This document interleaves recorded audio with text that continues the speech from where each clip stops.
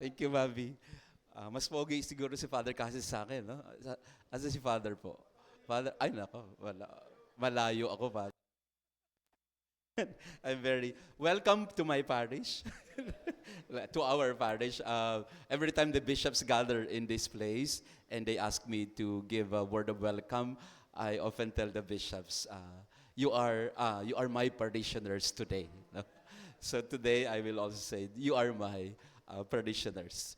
So I was given the task of giving you some reflections on commitment to evangelization 2033. I was also given this task by Cardinal Ambo, and uh, he received a call from a movement called Global 2033 from Rome, and he referred it to me. And so, uh, in in my humble capacity as Executive Secretary of the Episcopal Commission on Evangelization and Catechesis, we have been trying to collaborate and talk to some people in order to prepare for what they call as Evangelization 2033, the Jubilee of all Jubilees. So I'd like to offer 3 points for our consideration this morning. 3 parts to the talk. First, I will be talking about the context, which we can say pastoral context. Second, we will talk about the theological content of Evangelization 2033. And third, we will talk about some strategic courses of action. So context, content, and then course of action. Let me go to the first, pastoral context. I think Stella, I don't know, nag-talk po ba si Stella Padilla sa atin? Yes. So Stella Padilla perhaps touched on this, that the church today is heavily involved or engaged in what we call synodal church in mission. And I think she also proposed to us the Sulong Padayon framework. And Cardinal Ambo, again, going back to him, I proposed an evangelization roadmap 2033 to the bishops last January, but he said, let's defer it until we are able to establish the Committee on Synodal Transformation, because we want to join the two, the synodal transformation and then the evangelization 2033, because in a way it's just one. So our aspiration for a synodal church in mission means that we will be doing mission of evangelization together. So it's important that everybody is on board, everybody is consulted, listened to, and everybody is empowered and invited in order to take part in this great mission. But also going deeper into this pastoral context, we know that we have so many concerns right now in the country. We cannot separate evangelization from the context of corruption. Basically, that is what, many experts and even scholars or academics are accusing us of.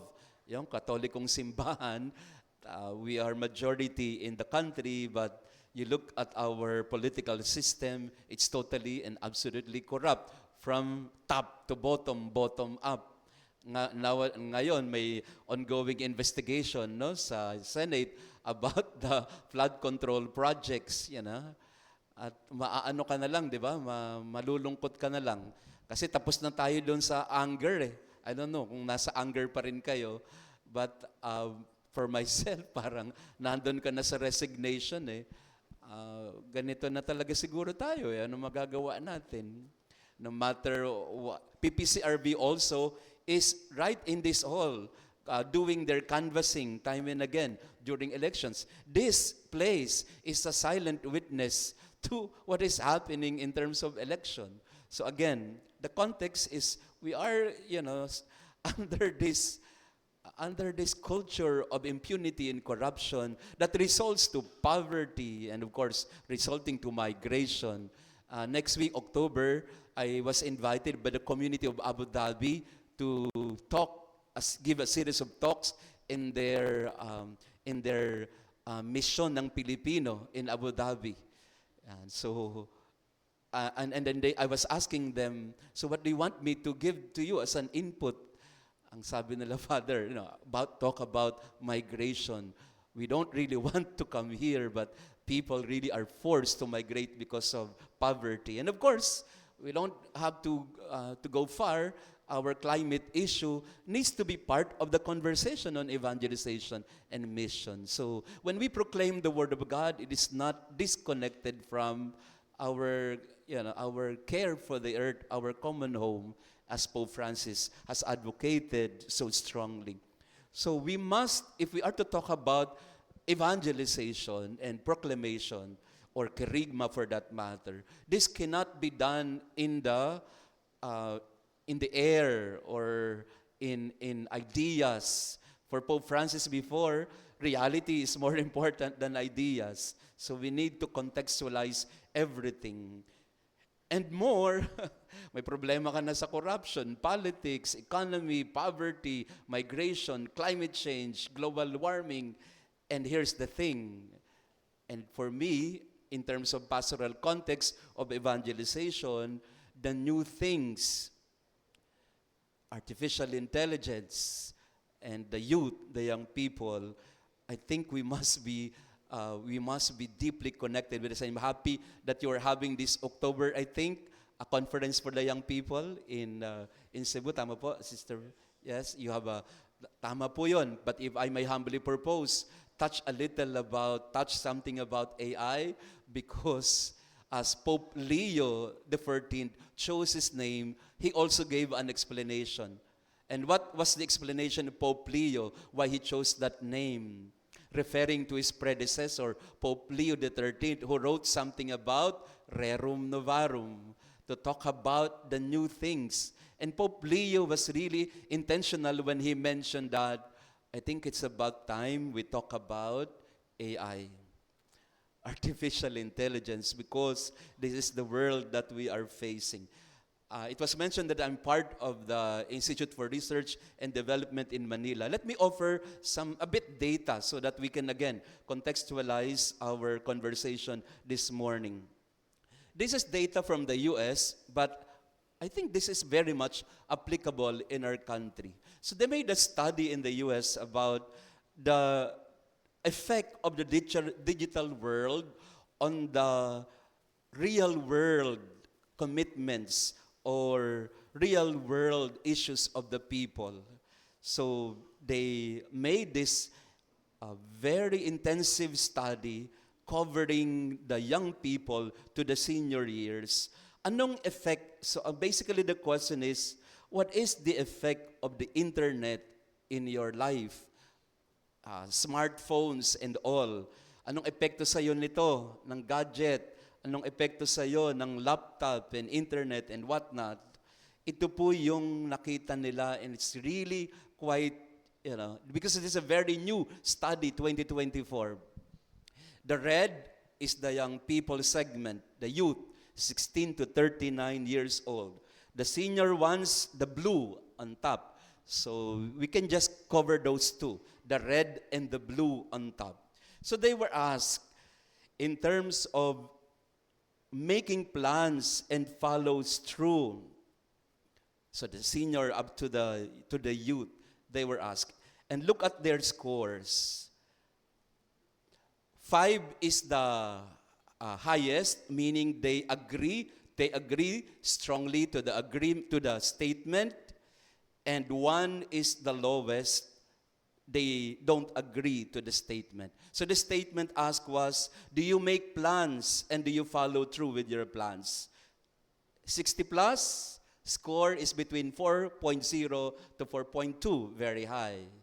Young people, 3.8. From 2016, which was 4.2, so 2024, it's down to 3.8. Perseverance. Again, if you're talking about perseverance, this is the data that we must be looking at in terms of perseverance of the young people. In 2016, when they surveyed, it was 4.4 for the old ones, and bumaba din ng konti. But look at for the young people from 4 something to, again, 3.8, thereabout. But the trend is, it's going down, year on, year off. Easily distracted. Yan. The red one again, you look at the red one. People, young people, are easily distracted nowadays. Kasi anecdotally, we can we can observe that with the young people. Nakapansin mo yung mga kabataan madaling ma-distract. And this is the hard data about it. In true, they are easily distracted and can be careless. And the trend is, it's going up. They can be very careless.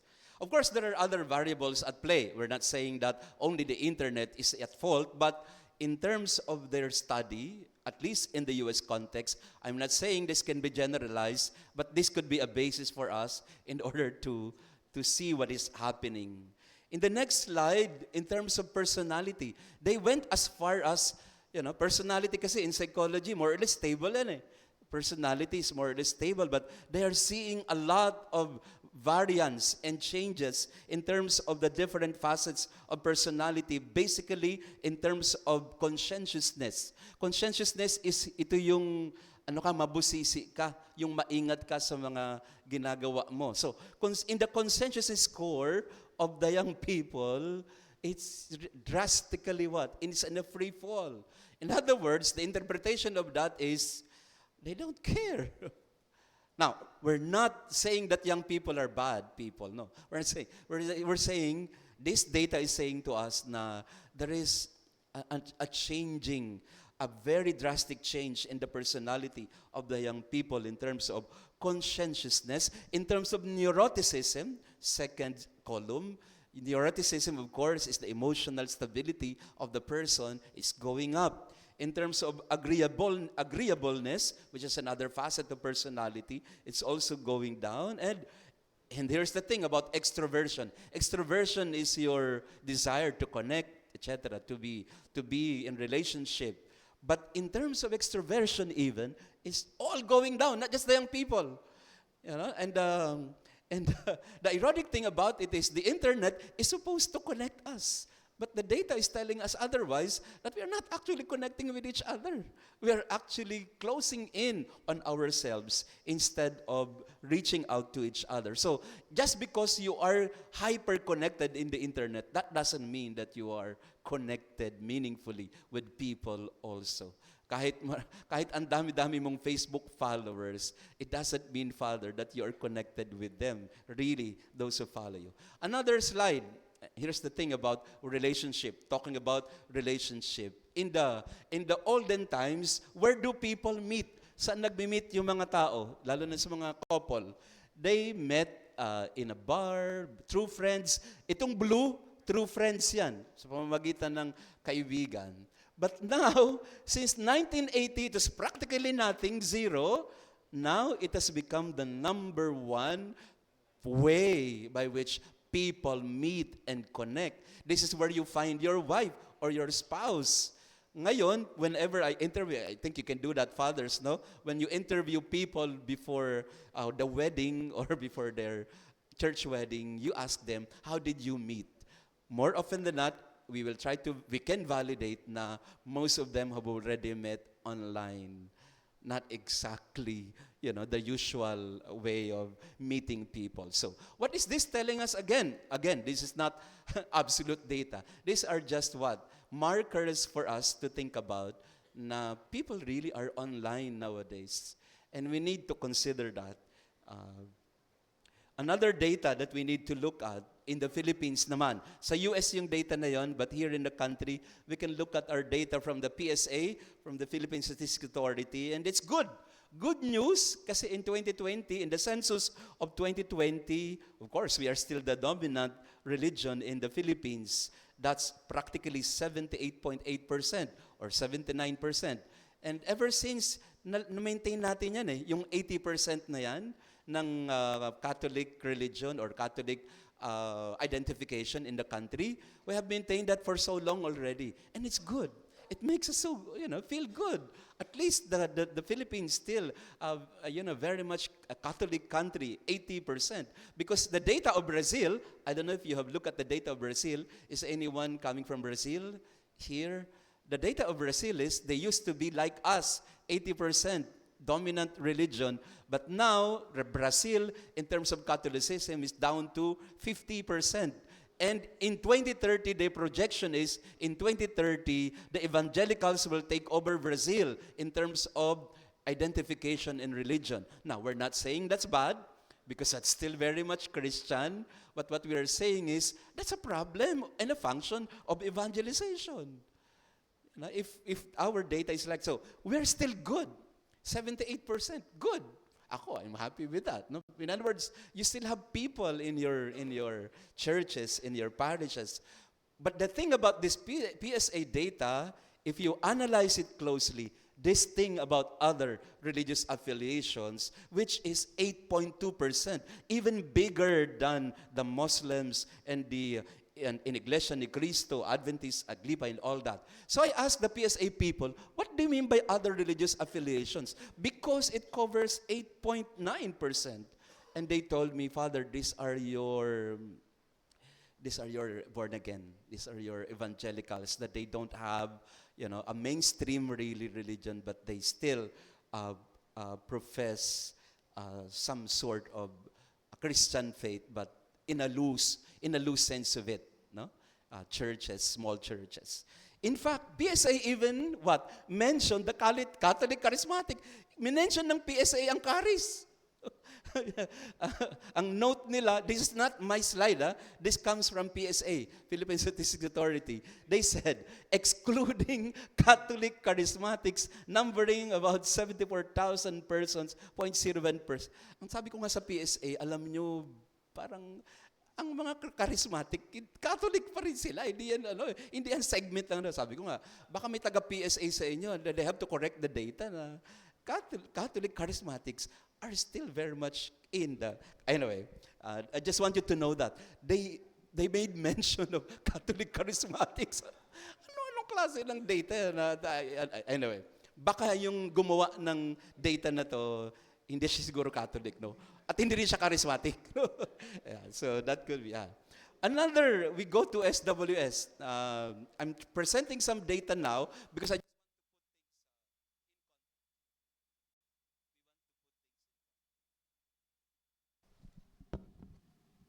Hello. Yan. Another data from SWS is this. Again, I'll not belabor the point, but in 1991, this is a 30-year longitudinal study by SWS. Of course, we can have all the arguments na valid ba yan, or can you rely on SWS with their data, etc., with what happened in the recent election.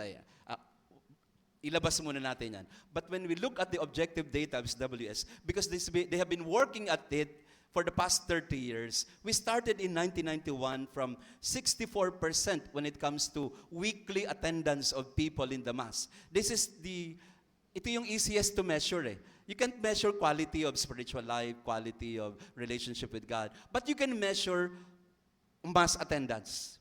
So that's what they did. They asked people, how frequent do you go to church? Once a week, once a month, etc. So what they discovered, way back in 1991, it was 64%. Meaning, 64% of Catholics went to church on a given Sunday. Today, they made a study in 2021, it's down to 37%. So from 60%, meaning 4 out of 10 or 3 out of 10 Catholics would go to church on a given Sunday. Again, many parish priests are, they're fooled into thinking na, well, puno naman ang churches ko puno ang parokya ko But that's just because your parish is just 200 people, no? Or even 4,000 people to maximum. But it doesn't cover everyone. The data tells us that it's 4 out of 10. In other words, on a given Sunday, 6 Catholics are not going to church or not going to Mass.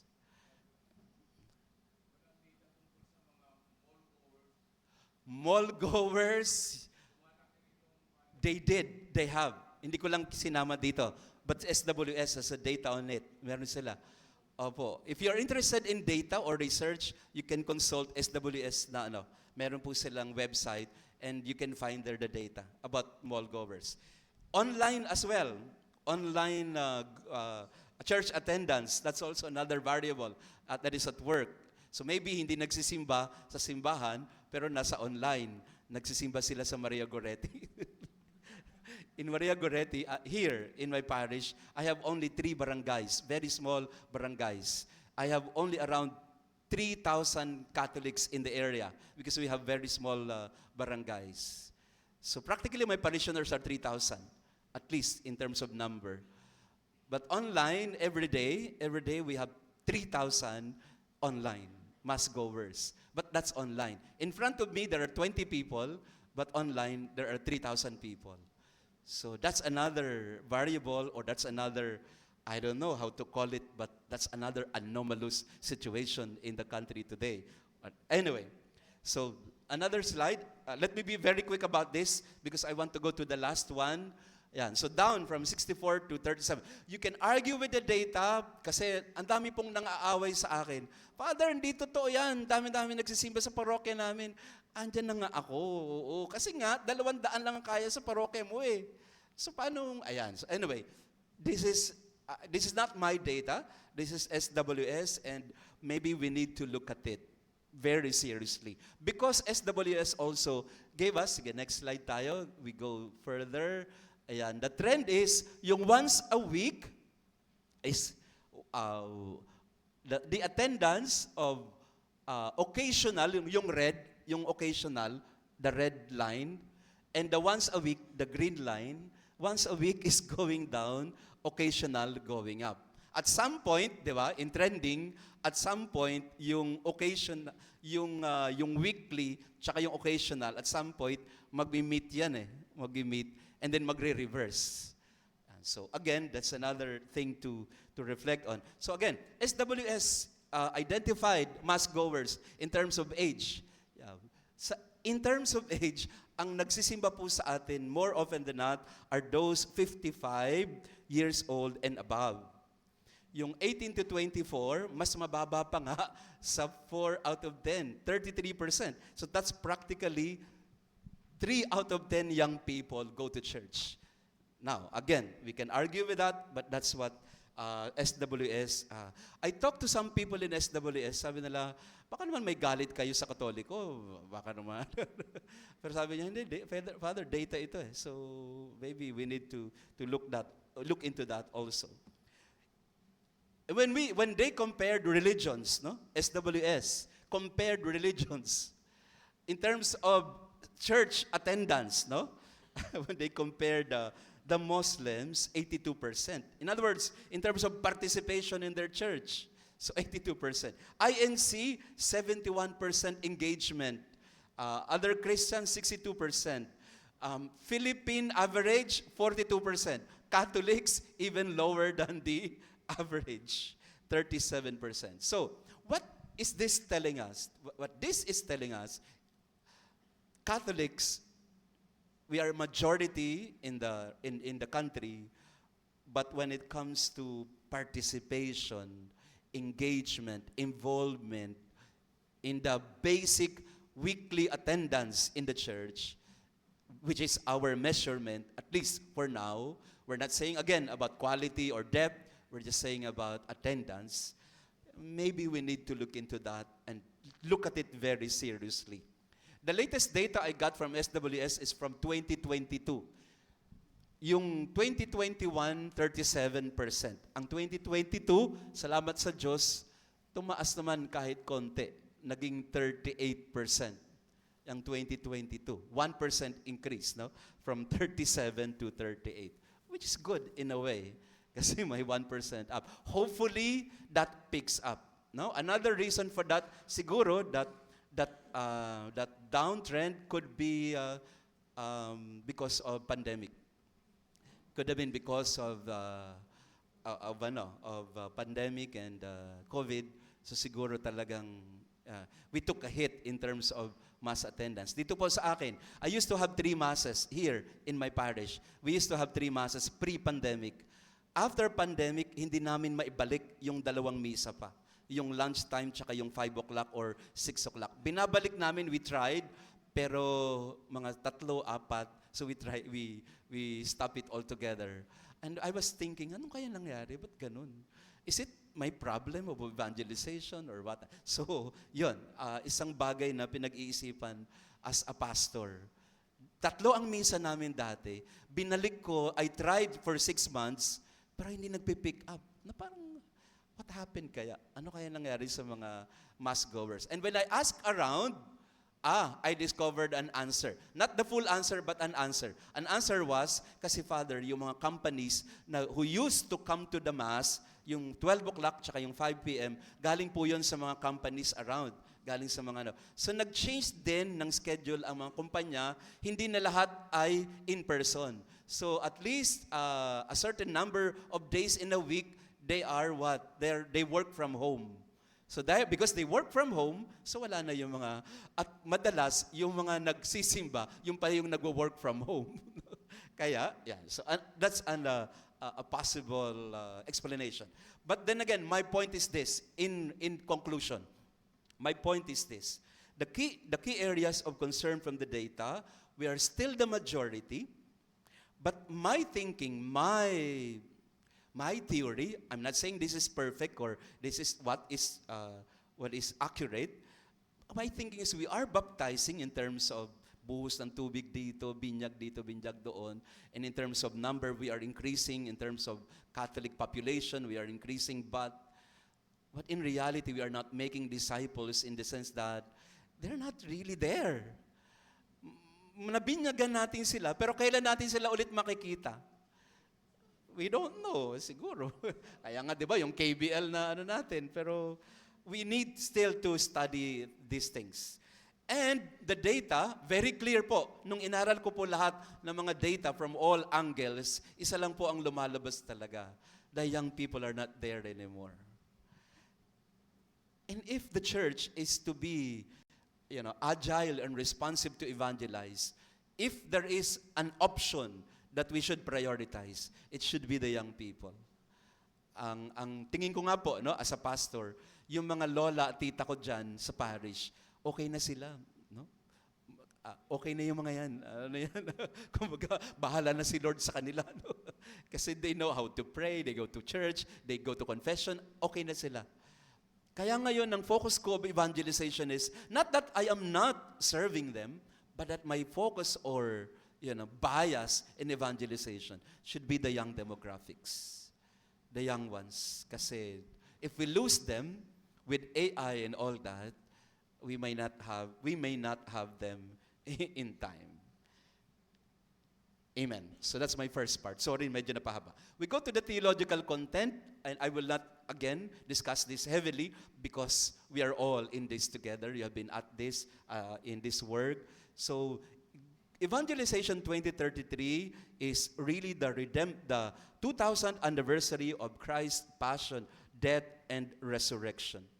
We call that the Great Redemption Jubilee in 2033. And also, we will celebrate there the Great Commission of Matthew 28, and then, of course, the Great Pilgrimage. We move from Jubilee to Jubilee. If you may allow me, I will not focus on this too much, assuming that you know this very well. Tama po? Okay lang po. I'm not saying that hindi ito importante, but I'll try to just give it to you kasi nagkakaintindihan tayo dyan. Na 2033 is supposed to be the year when Jesus, when we celebrate the 2000th anniversary of the Passion, Death, and Resurrection, the Passion, Death, Pentecost, and the Great Commission that the Lord has given to us. And this was mentioned particularly by Pope Francis in Spes Non Confundit. Sabi ni Pope Francis, in Spes Non Confundit, number 6, the Holy Year of 2025 will also guide our steps towards yet another fundamental celebration for all Christians. So Pope Francis mentioned this in particular in spes non confundit. 2033 will mark, balik tayo konti. 2033 will mark the 2000th anniversary of the redemption won by the passion, death, and resurrection of the Lord Jesus. And he says further, we're about to make a pilgrimage marked by great events in which the grace of God precedes and accompanies his people as they press forward firm in faith, active in charity, and steadfast in hope. If there is a reason why I'm talking about Evangelization 2033, it is based on spes non confundit number 6, which tells us we are now about to make a pilgrimage from Jubilee year 2025 to Jubilee of 2033. And if you go back to the history of Jubilees in the church, you will find that in 1933, Pope Pius XI already declared an extraordinary Jubilee of the 1900th anniversary of redemption with the papal bull Quod Nuper. And then followed up by St. John Paul II in 1983 to celebrate the 1950th anniversary of redemption through the papal bull Aperiti Portas Redemptori, open the doors for the Redeemer. And we are assuming, of course we are assuming, because 2033 is 8 years from now, we are assuming that that year will also be declared as an extraordinary Jubilee. Assuming lang. Pero based on history, I think this would readily be declared as a Jubilee. And it's a very good occasion for us to start planning and preparing for that. Yeah. So as I've said, I'll not go too much into this. I leave it to you to explore further. Let's go to the last and final point. What could be our strategic courses of action? Nowadays, we have two groups working on this. There is a group called Evangelization 2033, and there's another group called Global 2033. Global 2033 is an ecumenical movement. Evangelization 23 is based in Europe, pero wala pa masyado sa Pilipinas. So we are trying to connect with these groups that are already mobilizing for that. This is already a very strong group in Europe and other parts of the world, but we hardly feel that here in the country. And this group, as Bobby said, this group, that's the reason why I'm here, I'm proposing to this body, if you could be the body that will really serve as the starting point for this, not movement, but for this Holy Spirit spurring us to action to prepare for evangelization or Jubilee of 2033. This group, practically this group, is the, I would say, the catalyst for this to happen here in the country, in the Philippines. If, later on, if you will agree to the proposal. Yan. In 2012, I don't know, Archbishop Palma was here, no? Archbishop Palma was with you. He signed a pastoral letter entitled CBCP Pastoral Exhortation on the Era of New Evangelization, which spelled out the preparation for 500 YOC na iba't ibang year, every year, correct? With the 9 pastoral priorities of the Philippine Church at that time. And then the ultimate, or rather the focal point of the celebration was the 500 YOC in Cebu. Sayang lang, no, sinira ng pandemic. Alam natin. Pero sayang talaga yan, no, kung if it was able to, you know, if we were able to execute that in the way we would have wanted it, maybe it could have served as a catalyst as well. But nevertheless, we are now in the legacy stage of that 500 YOC. And we need to continue the impulse of the 500 years of Christianity. And the proposal is to create a roadmap to evangelization 2033. So this is our proposal. Itong timeline na ito between 2025 to 2033, wala pa ho talaga nangyayari dito. at least in the country. Ito pa lang ho ang ating initial offering for you to be engaged in this. So the key strategic pathways, number one, which we will try to lobby to the CBCP. Atin-atin na lang po, of course, I have nothing against the bishops, but I proposed this already way back January to the bishops about, can we just please declare, kung hindi man national, but at least we are clear and affirm that this window between 2025 and 2033 could be the best segue or follow-up for 500 YOC, and before that, the 9-year journey to 500 YOC. Kasi ang ganda ng ganda sana ng timeline, May 9-year preparation ka, may 500 YOC ka, and then may legacy ka of moving from Jubilee of Hope to Jubilee of Redemption. And then focusing on what? Evangelization. So hopefully, CBCP would affirm Evangelization 2033 as a pastoral itinerary, adopting an 8-year initiative, 2025 to 2033, in the spirit of 500 YOC legacy. Ipopropose pa lang po ito sa mga bishop. At we pray na sana pumayag. Kung hindi, tayo na lang.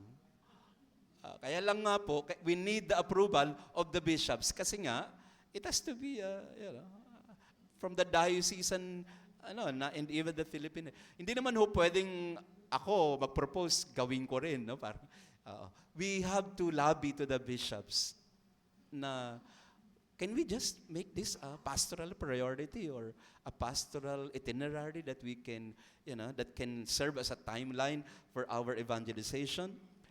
Now, check naman our commission on evangelization and catechesis if we are just waiting for them.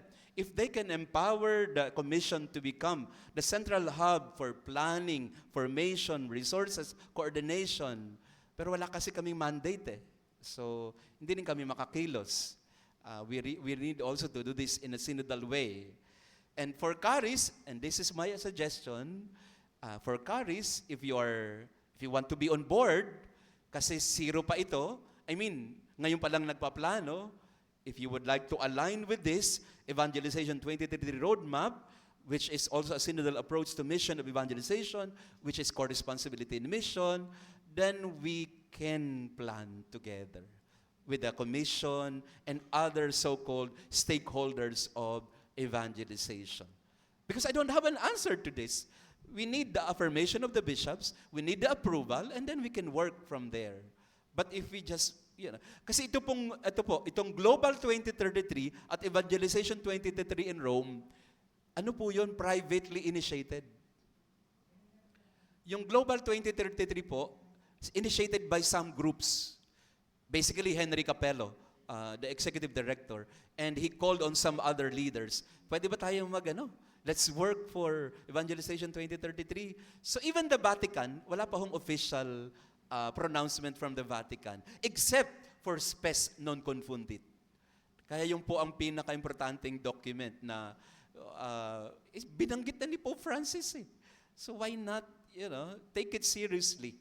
Why don't we align ourselves to that direction? So, in order to commit, finally, let me end with this. In order to commit to Evangelization 23, number one, make a clear strategic decision to journey towards this extraordinary jubilee. Let's make it intentional na talaga. Hindi pwedeng i-push lang ng isang grupo or that group. Kailangan together na to, synodal na to. Let's be intentional about it. Kasi hindi rin natin alam kung nandito pa tayo sa 2033, di ba? So, but we can start the preparation today. So how we can set some markers, we can set some, strategically, again, to do it together. Maybe it's about time we can coordinate national and local structures for co-responsibility and mission of evangelization. Maybe ngayon, pwede na tayo mag-start, brainstorming muna, and then let's see where we can go or how we can proceed with that by listening to each other and discerning together in the spirit of networking, collaboration, and the whole church approach Si Archbishop Garcera, I think inclined siya to listen to this proposal. Kasi sabi niya, we need to be synodal in mission of evangelization.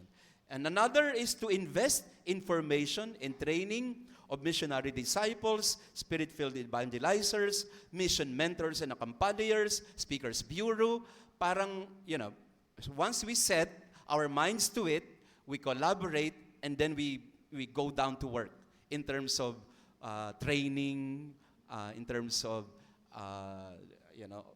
making people aware, and then even, baka some of you can be our speakers to spread the word wherever, so that we can do this together. Yeah. So those are some key actions, courses of action that I'm trying to propose to the body, and hopefully you would consider it. Right now, Global 2033 has, tawag nila ay 2033 prayer. Every 8 o'clock, 8:33 in the evening, they pray for Great Commission. So nowadays, nangyayari na ito sa mga Global 2033 movements na kasama sila. And maybe we can start with this prayer, 8:33 prayer. Kasi 8 is 20, no? So every 8:33 in the evening or morning, just say this prayer. Father, may your kingdom come on earth as it is in heaven. Come, Holy Spirit. So this is the prayer of Global 2033 when it comes to preparation for that. Maybe we can create a habit. Kung hindi man 3 o'clock habit, but an 8:33 habit. At 8 o'clock 33 a.m. or p.m., we say, Father, may your kingdom come on earth as it is in heaven. We are 8 years away from the 2000th anniversary. So the question really is, what will we hand to the future generations? It would be good that in 2033, as we slowly fade, because it's a time of the young people, we have prepared them well to face the challenges of the future that is just 8 years away from us. Amen.